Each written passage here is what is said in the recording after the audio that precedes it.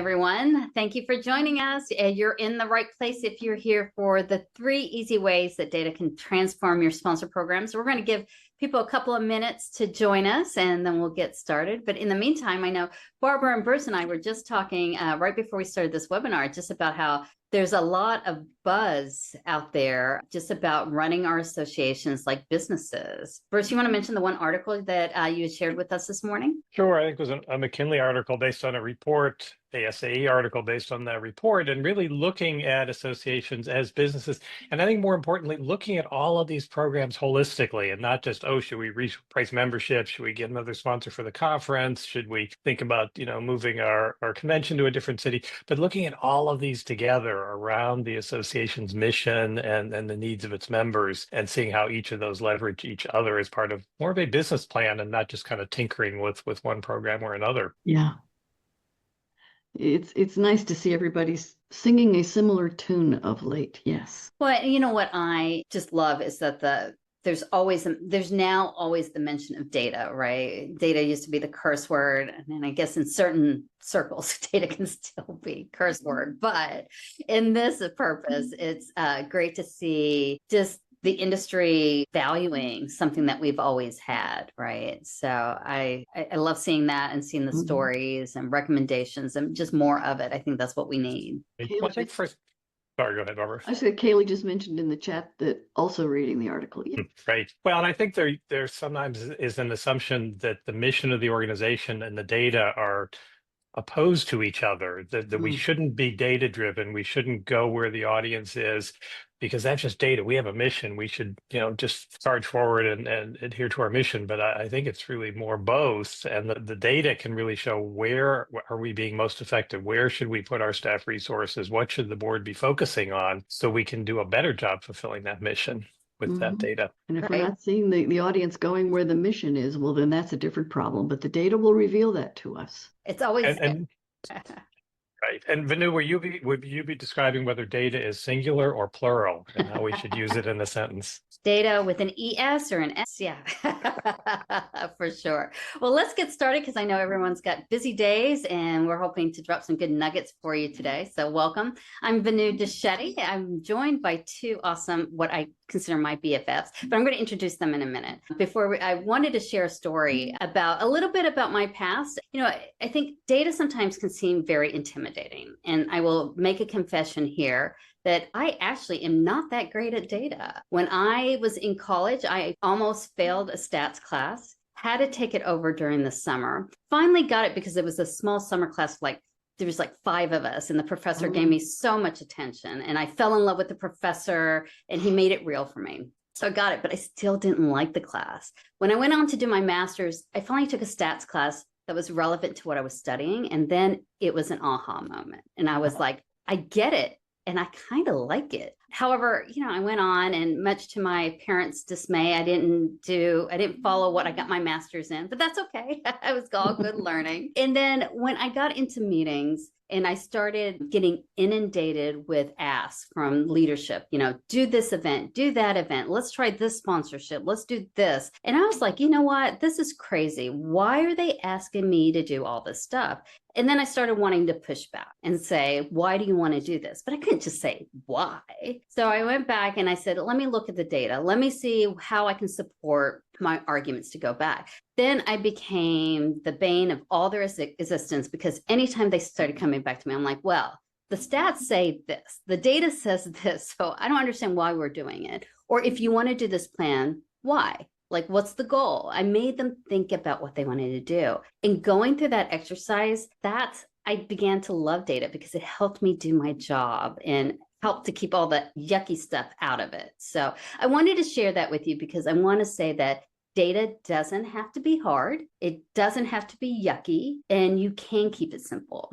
And so today, that's kind of the impetus for today's webinar. We want to go over 3 easy ways, because I get it. You've got a lot on your plate. You got a lot of going on, and we just want to keep it simple for you. So I've asked my BFFs to join me, and I'm going to ask them to introduce themselves. Barbara. Well, good morning, welcome. everybody. I'm so glad or good you're afternoon, here. Wherever you are. Okay, Barbara Armentrout. Sometimes say I'm a recovering association executive. I'm very happily a consultant, mainly in the non-dues revenue space, and DC native, now based in beautiful sunny South Florida. Bruce, take it away. Thanks, Barbara. I am Bruce Rosenthal. I was an association executive, like Barbara was for many years, managing a variety of programs, media relations, communications, conferences, quality improvement program.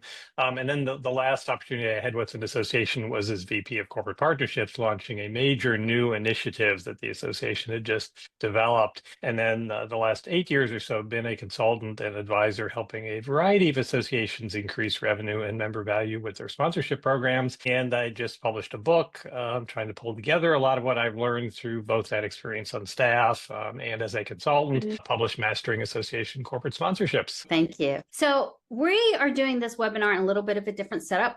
No slides. We're going to keep it easy. So I'm going to actually stop sharing my slides here so we can focus on the conversation. We are just going to have a conversation about what these 3 easy ways are. We want you to pipe into the chat if you have questions. If you have questions, use the Q&A. That'll help us keep track of it. But definitely share with us your stories, your successes, your lessons learned. What are you struggling with? What can we help you out with? We really want this to be something that's useful for you and that you can take away.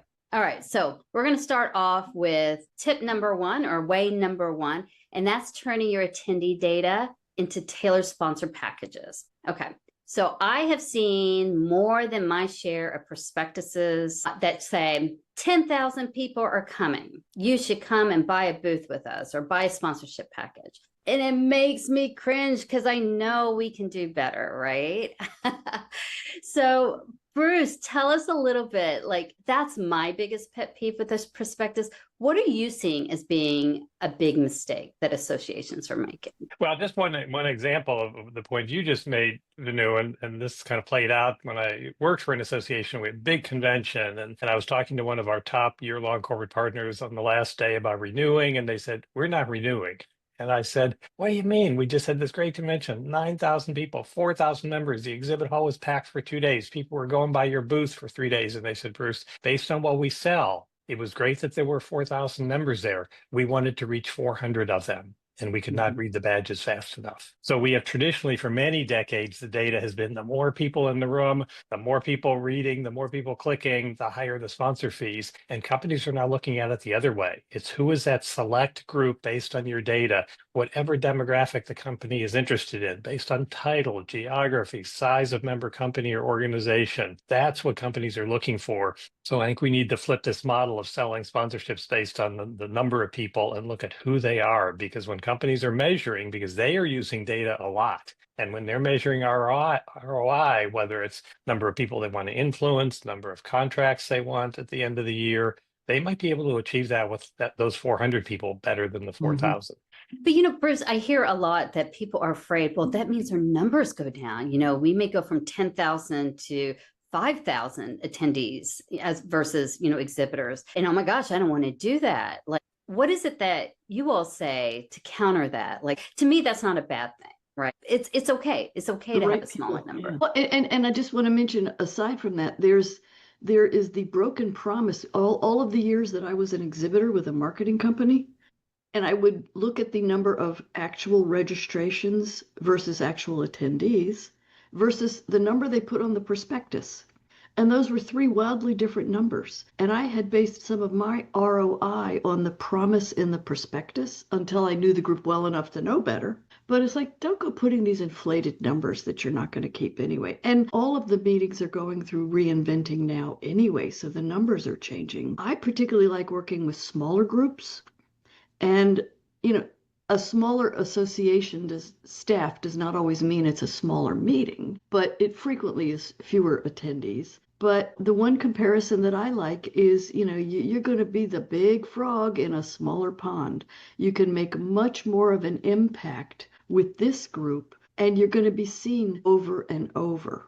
It's not, when we go to these big shows, you have to pace yourself for this ginormous expo hall. And if you want to get to any sessions, when's the time to get your way through all of those corridors and visit all of the people you want to see versus the serendipity of the people you didn't know you were going to see? So Oh, I do like the comfort of the smaller meetings. Well, it's the conversation of quantity over quantity or quantity over quality, right? Yes. Like, or the conversation Yeah. between the two of, do you want a bushel of apples or do you want maybe 2 or 3 really great apples? Right? Mhm. Yes. Or an apple pie. Apple pie, which is ultimately what you want to get, right? And Right. I think it is also very much about putting ourselves in our exhibitors or our sponsors' position and Mhm. understanding what is it that they want to get out of it.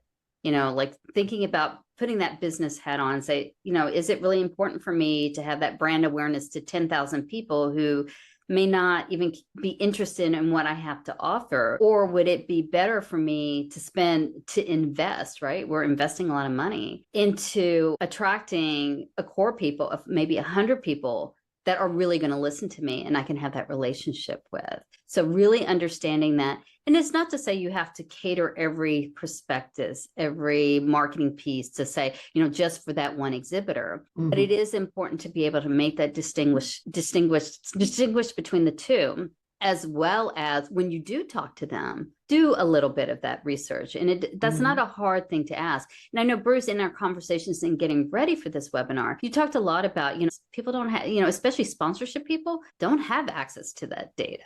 Correct. Right. Yeah, I mean, their company's data. In some cases, companies don't even know what their engagement is with the association, so they don't even have the data. So when I had worked with an association transitioning from kind of the lower level conference sponsorships to the year long, and we would go to some of the companies and we would say, well, you know, here's the new fee, and you can scale this up or down based on the size of your association. But if we said, oh, the new fee for the new year-long packages is $50,000, and companies would say, well, that's crazy. We could never pay $50,000. We would pull the data and say, well, do you know that you spent $39,000 last year on your booth that's included, on a webinar that's included in the new package, and a white paper that's included in the new package? So often the companies aren't even aware of the total amount that they spend. So I think that associations can look very smart and very sophisticated and look like they know what they're doing by doing that research ahead of time, whether it's on the company's website or pulling the data of what the company has spent in recent years. And also to know, you know, if there's a company that's never bought more than a 10 by 10 booth, it's probably not worth talking to them about a $40,000 or $50,000 sponsorship. So really letting the data drive the direction where we want to go. And I think here before we move on to the next way, I'm going to leave you with a tip. So I want you to think about whether you have just finished an event or you're about to finish an event.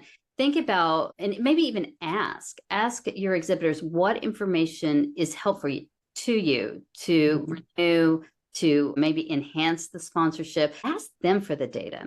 And if you're not collecting it, think about, it's not too late, right? You can think about that for the next event. How do I collect that information? So 1, find out what you need, and 2, figure out where you're going to get it. And I just want to put a caveat on that, which is be careful who at the sponsor company you're asking for that. Because if it's the person who's worried about getting the 10 by 10 and getting the trash can ordered and the carpeting, they're not going to give you the strategic answer that you're looking for. Yeah, absolutely. Right. Yeah. So I had your good point, Barbara. I had that play out in the company. I was talking with sponsor companies, senior VP for marketing. I said, what are your company's business goals, marketing objectives? What do you want to achieve with the sponsorship? And she said, whose answer do you want? And I said, well, what do you mean? She said, well, I'm the senior VP for marketing. I have a very strategic answer. The person who runs the exhibit booth for our company is a great guy, but he's basically looking at how many badges do I scan and how big is the sign in the convention center. Those are 2 different goals. So I think associations can charge higher sponsorship fees, really monetize the fulfillment of those goals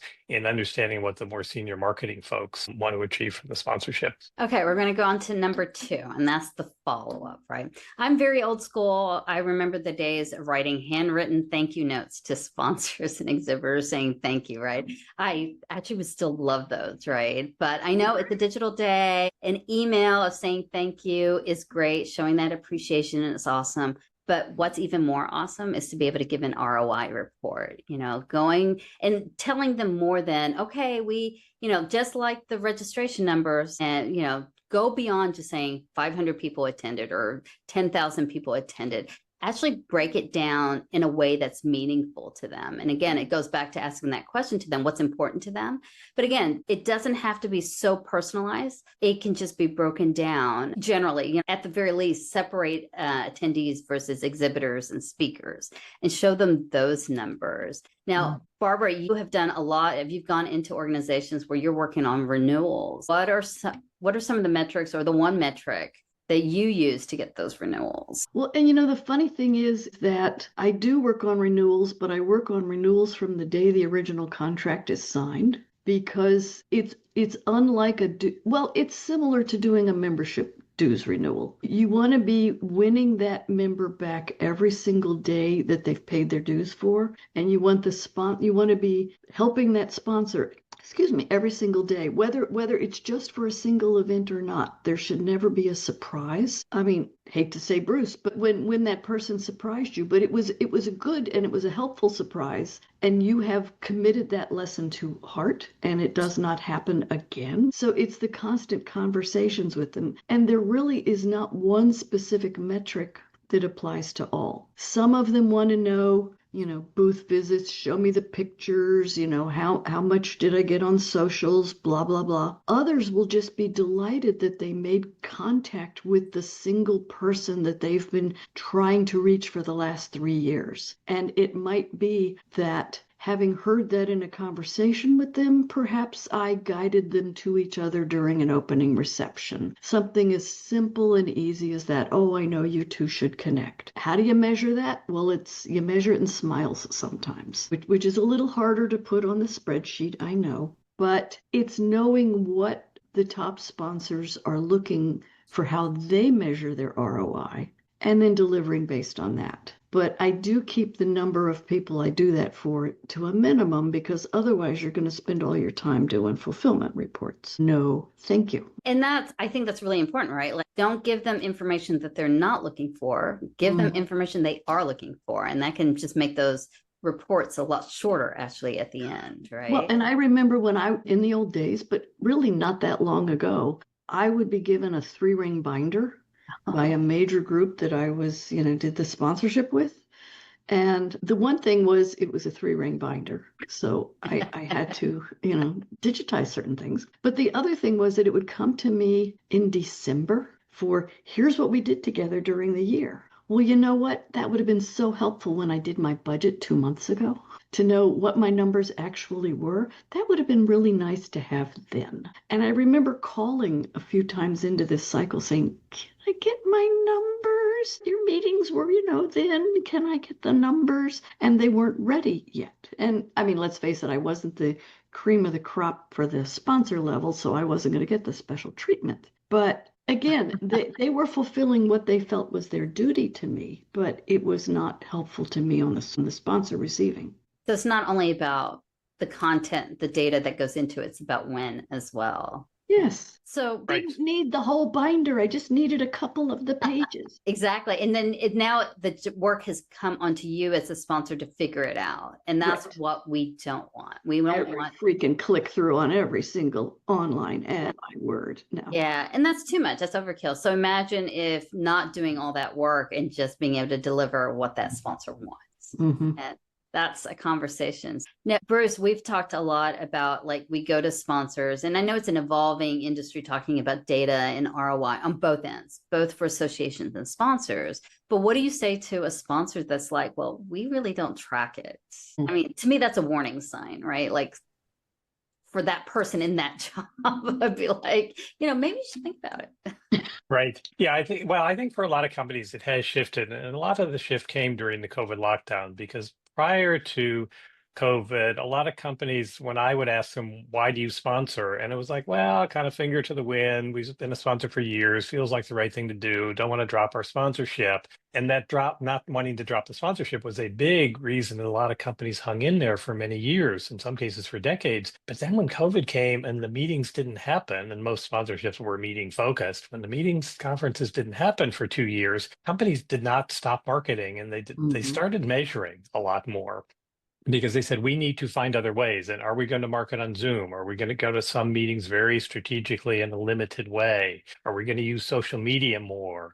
companies got much more measurement focused. So then when post-COVID lockdown and associations said, come on back, conferences open up again. And I learned this from a friend of mine who used to work for a big company. He said, if you were the CFO of a big company and you had spent hundreds of thousands of dollars sending your sales team on the road for years and travel and lodging and setting up exhibit booths and shipping exhibit booths and all that, and then you had 2 years of COVID and your sales team worked out of their offices and kept their sales numbers up, would you send them all out on the road again? Back to all those conferences. Mhm. And do they even want to go off on the road again? So they will for some strategic meetings, but it might not be the 20 by 20. It might be the 10 by 10. And it might not be with 15 people from their company coming to your show. It might be with 3 or 4 people, because the companies are now measuring all of that. And it's become extraordinarily competitive with social media, with Google ads, with a whole range of conventions and other places. And one of the biggest competitions for associations for the attention of their sponsors is the sponsors themselves, because they can now go out there and do their own webinars and do their own social media outreach. So associations have their brand and they can leverage that. But I think by showing this interest and empathy and asking companies, what do you want to measure? How can we help you measure that? What are your goals? That in itself is a differentiator in a positive way for associations, because companies often tell me, wow, nobody's ever asked us those questions. They call us and they say, well, we've got platinum, gold, silver, bronze, and we only have 2 more platinum left. And call me Which next week medal and do we you can get you want? on the program. And Yeah. companies are like, yeah, we're not calling those folks back because we're off running our social media campaign. We've got our own webinar. So companies are measuring, and I think that's one of the major reasons that associations need to do more measuring. We don't need to sell, and we can't, as associations, guarantee contracts or sales for the companies, but we can position them in front of the right audiences, the audiences that they want to reach. And it may, as we've said, may not be the 10,000 or the 5,000 people. It might be 50 people in a focus group or in a lounge setting at the conference. That's what companies are looking for. Yeah. And to your point, Bruce, yeah, associations can't guarantee a sale, but neither can any marketing initiative that anyone does. Even if a company hosts their own webinar, that's not a guaranteed sale, right? So I wouldn't worry so much about, if I have that conversation, am I promising that they're going to make X amount? No, it's about really understanding it. Like you said, it's that empathy, right? And that empathy creates that relationship that creates like, oh my God, they care about what I'm interested in. And that does volumes for having that relationship go forward, right? I think in a lot of one of the McKinley article that we were reading that you mentioned, Bruce, talked about, focus on going for the long term, right? Create these relationships with everyone. Well, Right. and there's a little bit of educating also when we're asking them to invest in a sponsorship. If a sponsor tells you, I want to get X number of contracts, I want to make X number of contacts at the meeting, we have to educate them very gently where that's not a viable way to measure your relationship with this organization. Because as you said, Vanu, we can't guarantee a sale. It's not in our wherewithal. But we also want to encourage, it depends on the meeting, it depends on who's attending and all that. But I like to encourage sponsors to send higher level executives. I have been on the sales team for many years. I'm not dissing the sales teams, but it is such a different conversation, even at an exhibit booth, when there is a peer-to-peer association executive talking to a sponsor executive, and they can talk on a whole strategic level about the way they can do business together. And it's so much nicer than, here's our widget, isn't it a pretty blue? And we talked about a lot of different ideas of different data points, the conversations and the value, but I think I'll get a lot of questions about how do you deliver that, right? Mm-hmm. And I know on the event tech side, which is kind of my forte, that is a big ask that people ask, well, I want a dashboard that I can give to my sponsor. But I think that dashboard is very different. And I give a talk about, let's get rid of dashboards. And I say that in a funny way because dashboards are great, but it doesn't give you the insights. Barbara, Bruce, what are the formats that you like to give? Is it an email, a memo, fancy PDF? And Barbara, we know you don't like binders, so we won't be getting you a binder. What are some Okay, so yeah. I won't send Barbara a binder. No, as Barbara indicated earlier, talking about data, it varies company to company. So I will often ask companies 2 key questions. When do you need the fulfillment report? When do you need the data? so that they can use it for decision making on their renewal. And in what format would you like it? And some folks will say, wow, my boss is really kind of a one-pager sort of person. Could you put together a one-pager with some bullet points? That'll be great. And others will say, boy, my boss is really much more visual. Can you do a short PowerPoint, and can we set up a 20 or 30-minute Zoom call and walk through the PowerPoint? So I think, again, by showing companies that we're not just commoditizing sponsorships and offering the same for everybody, and it's weave in one of my catering examples. It's like if you go to the website for the local diner and you can just order online and you get a choice of 3 sandwiches, and do you want pickles or onions or tomatoes, and that's a commodity. If you sit down with a caterer who says, oh, well, are there dietary restrictions? Are there other things we should know about the types of food you want? Do you want decorations with that? Do you want music or flowers with that? We're trying to position and where do you spend more money, with the caterer than with the corner diner or deli? So I think we want to position our sponsorships as more of the higher level, higher fee catering operations, where we're really asking each customer, each company, what data do you need, and in what format, and when would you like us to present that to you? What would be useful to your company? And a similar offshoot to your restaurant analogy, one of the things that pained me when I relocated from DC to Florida was leaving behind one of my favorite restaurants, where I would go, and it was a couple of years before I realized that one of my favorite dishes was no longer on the menu, but they fixed it for me. And because I just kept ordering it, and they would always serve it to me, and it was always as good as it ever was. And I asked them, I asked the owners about it once, and they said, well, we're always happy to do things for special loyal customers. And that's how the association has to be to special loyal sponsors, as you also are for special loyal members. You give them a little something that, again, it goes back to that dreaded prospectus. Not everything we offer is printed on that thing. It's ask us what's good for you, particularly when it's a partnership that you're working on. Absolutely. Okay, so before we go on to the next one, I'm going to give you all a challenge out there that's joining us. So I want you all to pick one sponsor, and I'm going to actually give you 2 options here. Pick one sponsor, either one, somebody that you really trust, have a great relationship with, or maybe someone you don't have a relationship with and you would like to. And just ask them one question. What information can I give you that would make our relationship stronger?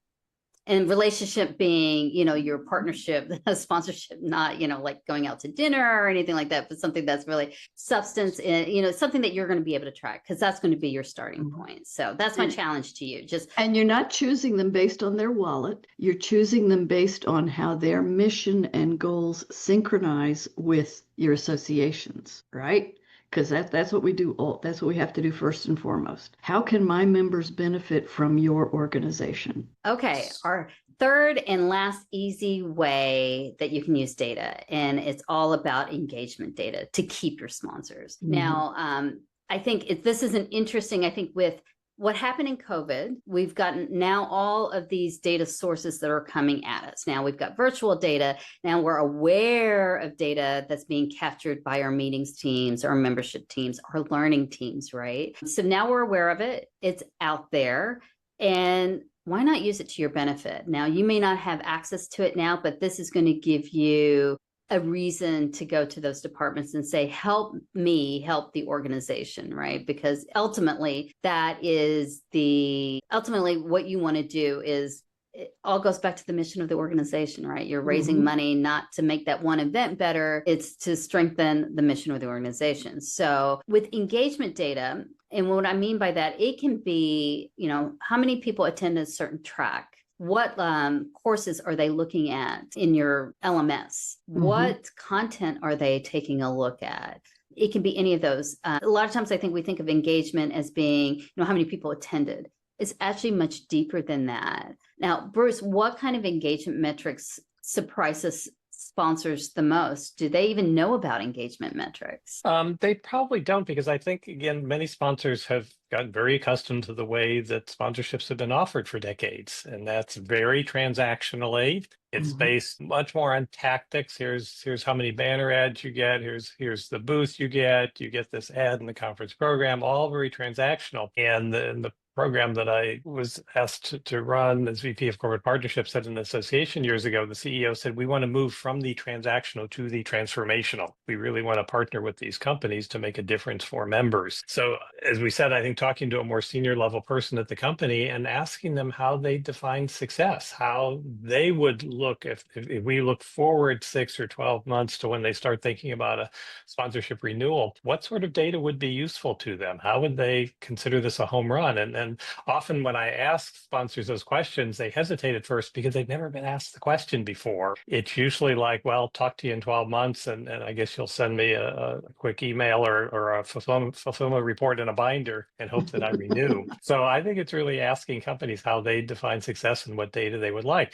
It doesn't mean that we can always deliver it, and we might need to just go back and say, I'm sorry, we don't do that. We don't have that. We don't capture that in our database. We'll talk to our data team. Maybe it's something we can do moving forward, but at least giving companies the opportunity. And I think that's also where things have kind of shifted. A lot of association folks have been concerned. If we ask the companies, are we fearful of what they might ask for or what they might say? But I think that the Well, it's like companies... asking a member what they want. We're always fearful of that too, but you got to do it, you know? Right. So we can play this out a couple of ways. One is that we don't ask the member or the sponsor, and then they just go elsewhere in this competitive space. Or we ask them and we can say, you know, yes, we can do that, or we can do it in a slightly different way. Or I'm sorry, we can't do that, but let's talk about something else. At least having that interest, empathy, engagement is really what gets associations from low-level conference sponsorships to much higher level year-long partnerships and multi-year partnerships. And to go back to my infamous binder for a second, I also like to know when they need certain information.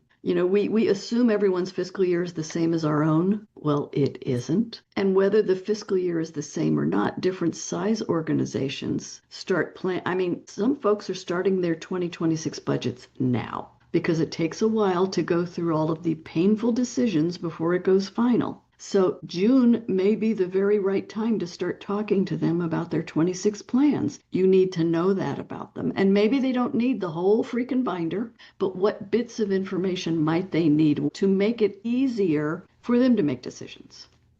Make their jobs, make their jobs easier. Make them a champion, Make them the rock star, right? If they don't have to go through that binder and pull out the pages that are relevant and you've done that work for them, that's a win in my box, right? And Bruce, I like your point about, you know, this, about not having, you may not have the data, but I don't think that's a bad thing. I think it opens up the conversation and also opens up our eyes as an association to be like, well, maybe we should be collecting that information. Internal conversation about what data we should be collecting. Because I got to tell you, if I get another survey, post-survey, conference survey about how the food was at the luncheon, I will scream. Because honestly, what are we going to do with that information? You're going to know if people didn't like the rubbery chicken that was served, right? Like, you know, that on site, you know, there's what are the odds you're repeating the venue next year? Well, there's that. And then what are you going to do about it at this point? Send them a gift card for dinner? No, right? Like, collect data that's actually going to help you. So maybe look at what the sponsors are looking for and seeing how you can incorporate that. You know, ASAE does a very good job of asking people, what is your role? Like, you're coming to this conference, what's your role in your organization? Do you have purchasing power? Are you an influencer? They also ask, when are you in the process of buying something today? What's the time frame of what you're going to buy? What is it that you're looking for? That is valuable information, you know, and it's something that all sponsors can use. It's very helpful, and it doesn't take long to put that in a registration or pre-conference survey, right? Right. So I think that this good point, Vanu, about what data should the association be collecting. I think this ties back to our webinar a week or so ago on the role of the CEO, and we'll include the link to that recording at the end of this webinar. But we talked about the CEO creating an environment where sponsorships are an overarching goal, where every department has a role. So I think in your example, Vanu, for the sponsorship person to be able to hear that message from the sponsor and then go to the database people, go to the membership database people on staff and say, I have a question. Or to go to the conference registration folks. In next year's registration form, can we ask this question? And to have that be part of their job and not get the response of, well, that's not my job. I don't do data for sponsors. It's like, well, if we can bring in a number of X $100,000 from sponsors. Maybe this should be part of your job. So we all work as a team to provide the data that sponsors need. So we're coming up almost on 40 minutes, so we're going to wrap up here. But before I do, the other assignment that I'm going to give y'all is actually text. Don't call, because you know how many times you get people on the phone. Don't email because people take time, but actually text. I think people will actually respond better with text. Text one of your sponsors and ask them, just like the one before, ask them what kind of information would be helpful in terms of engagement data, and start the dialogue there. That's a great starting point because it's easier to like respond by text. But definitely that's a quick win that you can have in some of these texts. And then we've gone over 3 tactics. Hopefully they've been helpful. And just to review really quick, and I'm going to go through my notes here. So first, make sure your sponsor packages have tailored attendee data. Like break it down. Just don't say how many people came. Provide information that's really helpful. Number 2, make your ROI reports a lot simpler. AKA don't send them a binder like Barbara says. Barbara says no binders. And number 3, take a look at the engagement data because there's going to be a lot of golden nuggets in there. Now, Barbara, Bruce, any parting thoughts we want to give about data and how to elevate your partnerships this way? I mean, similar to what you were just saying, is listen to what your sponsors are saying, thinking about, asking for, and look back at the data you have available and decide, am I collecting the right ways to help answer these questions for them? Is it appropriate for me to do that? And be prepared to maybe change the way you've always done it so you can do it better. And data is a big answer for that. Yep. Companies are measuring, so associations need to measure. There was a company a couple of years ago when I asked them how they define sponsorship success. They said, well, actually, we can get more good leads from $10,000 of Google ads than a $50,000 sponsorship. So how can associations provide the right audience, the right access to the right audience, the right way to measure that? Mm-hmm. Because that's the competition. That's an easy choice for a company to say, or for a marketing executive to say to his or her boss, wow, we're getting more leads with this 10,000. Why should we spend 50,000? And that's why the engagement data is so vital, because it's a partnership, it's a relationship. It's a little trickier to measure, but as long as they know you're trying to do it to meet their needs. Well, I hope you all got some really good key takeaways, some action items, but I do want you to remember, keep it simple. Start off with what you got and then grow to other aspects. And don't try to do it all. Do one thing at a time and take it one step at a time. And I think once you start doing that, take those tiny steps, you'll start building even a greater, bigger package. You'll look like a rock star in your own organization. Now, Barbara, Bruce, and I, here's our QR codes. Reach out to us if you've got questions, want to share a story, or need a little bit of help on strategy, activation, or even on the data end. We'd love to help you out. Here's our contact information. We're going to make sure you get a copy of these slides.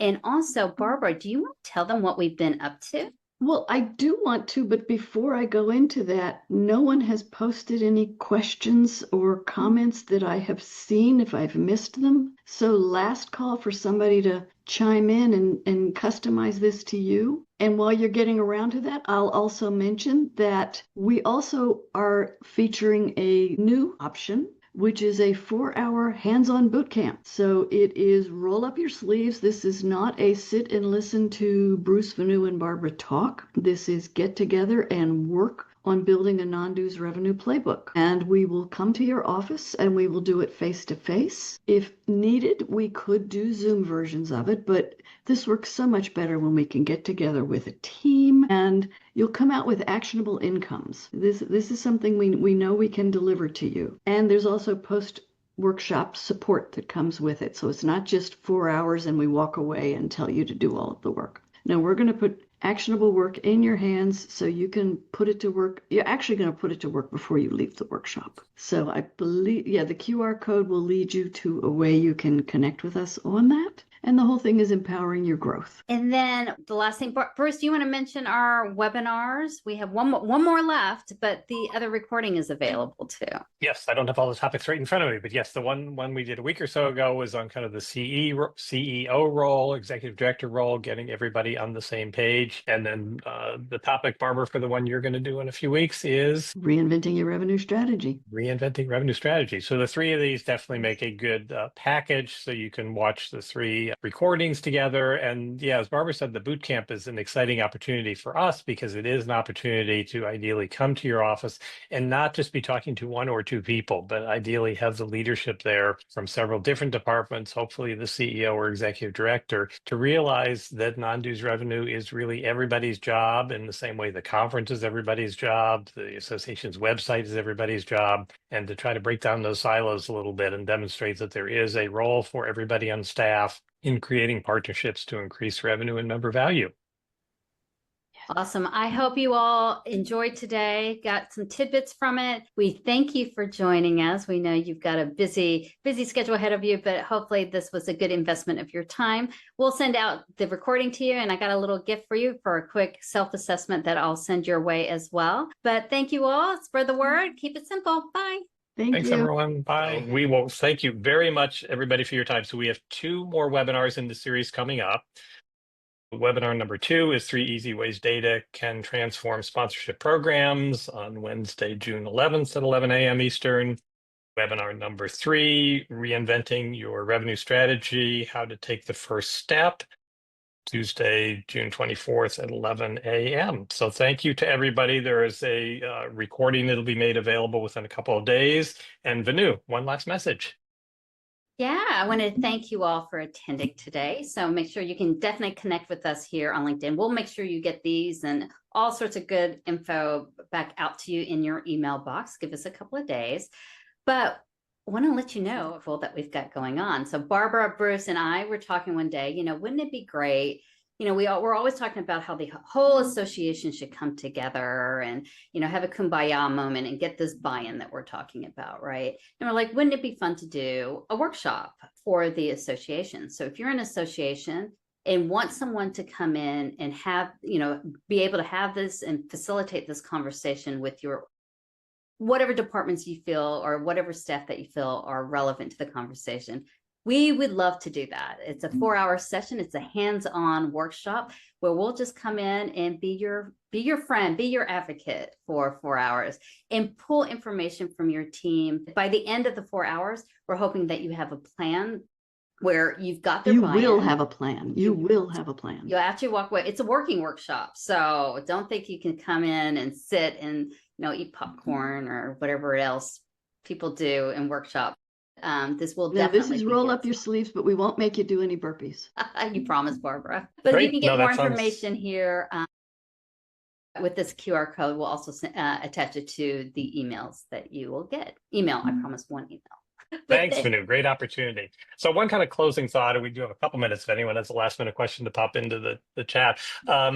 If anyone wants, if you are a CEO, here's kind of a quick message. If you are wondering, conversation starter, if you go into your CEO's office or call him or her this afternoon and say, oh, I listened to this webinar this morning on the CEO role. One thing you could remind the CEO of, the association's members and the sponsor's customers are the same people. And now with this kind of open access on Zoom and online communities and social media, companies can now reach and teach directly. We are talking to the same people. So far better to partner as a verb, partner with companies to work on behalf of your members and to monetize that for your association. Because if you don't bring members into that tent and bring the sponsors into that tent, the members and the sponsors will create their own tents and the members will go over there. So those individuals that we call members are also the customers of the companies. They are the same individuals. And those members are looking for information. They're looking for solutions. They will get it wherever they can find it. And we'd rather have them find it with the association and not going off to that company's workshop on their own. Anything else, Barbara? I think you've covered it. All right. Excellent. Thanks, everybody. Thank you, everybody. See you at the next webinar. See you next week.